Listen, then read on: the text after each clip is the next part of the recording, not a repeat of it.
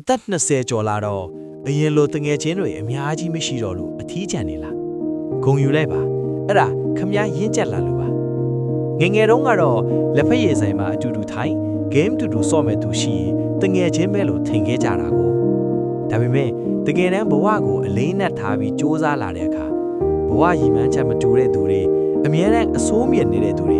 toxic people ကိုခမည်းရဲ့အုံနောက်ကအလိုလိုဖယ်ထုတ်ပစ်လိုက်တာပါပဲစဉ်းစားကြည့်ဗျာတစ်ပိန်ကပိန်ကအပေါ်ကိုမြင့်မြင့်လာလေလေမလိုအပ်တဲ့တစ်ကိုင်းချောက်တွေကကြွေချချန်တဲ့လေလေပဲအရေးသွေးမရှိတဲ့လူတရားခမည်းဘေးမှာဝိုင်းနေတာတဲ့ခမည်းဒုက္ခရောက်နေချိန်မှာဆွဲထူမဲ့လူတယောက်ရှိရင်လုံလောက်နေပါပြီဒါကြောင့်ကို့ဘေးနားမှာလူနှဲသွားလို့အားငယ်မနေပါနဲ့လူတိုင်းနဲ့တဲ့အောင်နေစရာလည်းမလို